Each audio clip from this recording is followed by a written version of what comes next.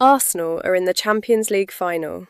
They said it would never happen. They said Arsenal were too young, too inexperienced, too soft for the biggest nights in Europe. They said PSG would eat them alive. And for a period after the first leg, 1-0 down, away from home in Paris, facing the defending champions of Europe, those doubts had ammunition. Then Declan Rice stood in front of his teammates and said something that told you everything about what this squad is made of. He said, "If we don't have the ball, we die." That is not the language of a team happy to be there. That is not a player managing expectations. That is a leader who understands exactly what is at stake and is refusing to let the moment swallow his team. And on Saturday, the 30th of May 2026, Arsenal will walk out at the Psg Arena in Budapest, Hungary, and face PSG in the biggest club football match on the planet. Let us go through everything. How we got here, what Rice said, what PSG represent, what the venue means, and what winning this trophy would mean for every Arsenal supporter on earth. The semi-final second leg is the story that defines this squad's character most completely. Arsenal lost the first leg 1-0, a tough night.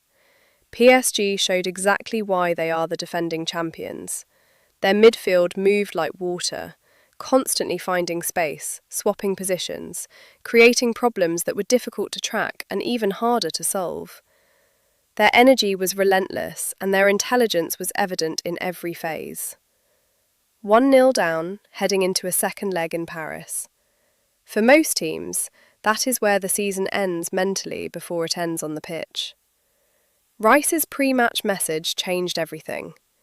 He was not just emotional, he was analytical and honest before he was motivating. He sat down and spoke clearly about what PSG actually do and why they are so hard to play against. He acknowledged that their midfield movement is really smart. He said you could feel in the first leg how much they run and how much space they create for each other. That is not a captain glossing over the difficulty. That is a player who has studied the opponent, understood the challenge, and is preparing his teammates to face it with full information, rather than false comfort. And then he made the turn that separated acknowledgement from submission. He said Arsenal had beaten PSG before, at the Emirates in the group phase. He used that as a foundation, proof that it can be done. He said you cannot go to Paris in a semi-final second leg without the belief that you are going there to win. You cannot have that game in front of you and allow fear to be in the room. He said, there is no fear. Arsenal went to Paris, they got through, and now they are in the final. Let us stop and actually appreciate what that means. Because football moves fast, and moments like this get consumed by the next thing before you have properly felt the weight of this one. The last time Arsenal were in a Champions League final was 2006, 20 years ago. A generation of Arsenal supporters have grown up watching other clubs lift this trophy. Real Madrid, Bayern, Liverpool, Chelsea, Manchester City, PSG themselves last season, and wondering when it would be Arsenal's turn. Now it is Arsenal's turn, and they did not stumble into it. They beat PSG across 2 legs in the semi-final. They navigated Real Madrid in the quarter-finals. They knocked out Bayer Leverkusen. They came through Atletico Madrid in the previous round. They were unbeaten across the entire campaign coming into this semi-final.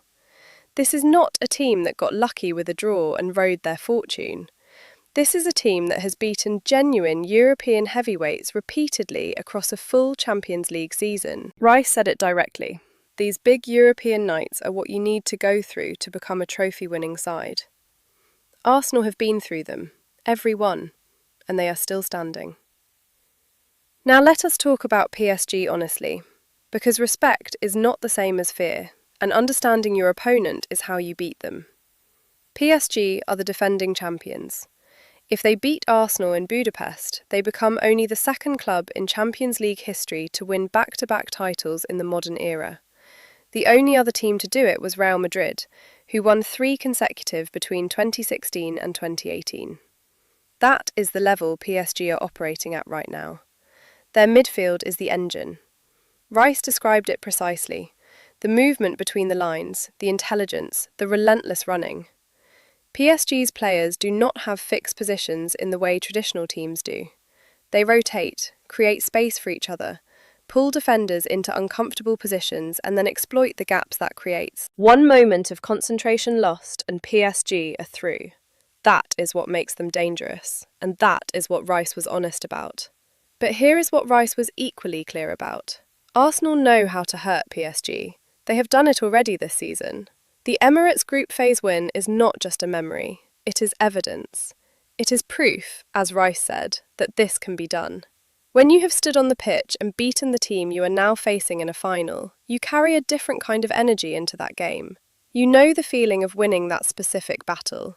That knowledge matters more than people give it credit for. And Arteta will have a plan. He always has a plan.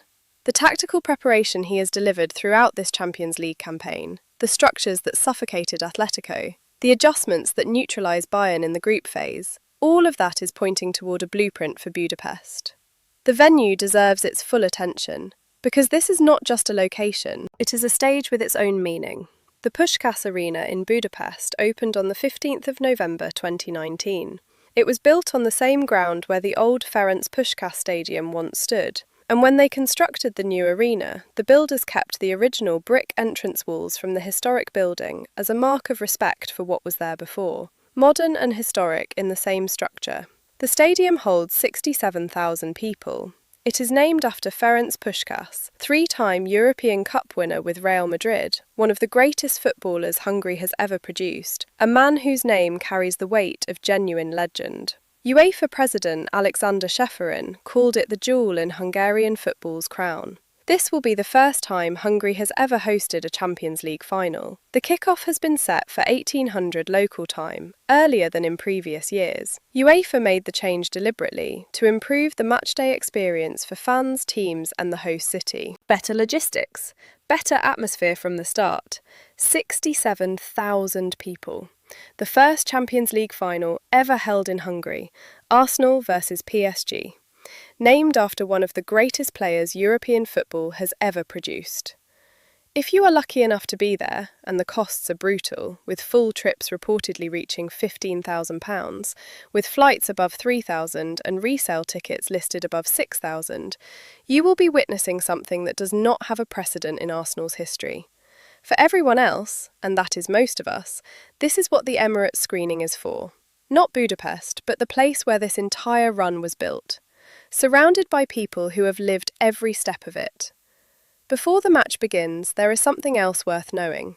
The Killers are headlining the official UEFA Champions League final kick-off show presented by Pepsi. Brandon Flowers and the band on the biggest football stage in the world, alongside a short film called The Race Begins, featuring Flowers alongside David Beckham, a playful race to get to the final. It sounds like exactly the kind of occasion building that the biggest night in club football deserves. This is not just a football match, it is a full event, a night that will be remembered regardless of what happens when the ball is kicked. Arsenal will be right in the middle of it. Let us talk about the trophy itself, because it is worth naming what Arsenal are playing for. The UEFA Champions League trophy stands 73.5 centimetres tall. It weighs 7.5 kilograms. Its creator, Jürgen Stadelmann, once said, "Everybody in football is keen to get their hands on it." Arsenal have never won it, not once in their history. The closest they came was 2006. Paris, Wenger's team, Henry as captain, Lehmann sent off in the first half, Sol Campbell's goal giving them the lead before Barcelona came back to win 2-1. That final has lived in the club's memory ever since, the unfinished business of a night that was so close and then taken away. Winning it on the 30th of May 2026 would make Arsenal the 25th club in history to lift the trophy. Following Real Madrid, Bayern Munich, AC Milan, Liverpool, Barcelona.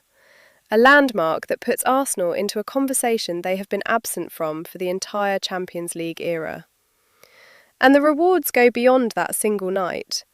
Automatic entry into the following season's group stage regardless of Premier League finish, the UEFA Super Cup against the Europa League winners, the financial impact of being Champions League holders. But none of that is what matters in the tunnel. None of that is in Rice's head when he is standing in the Puskás Arena, with 67,000 people roaring around him and the biggest game of his career about to begin. What matters is one thing: win. Rice is the player this final could turn on.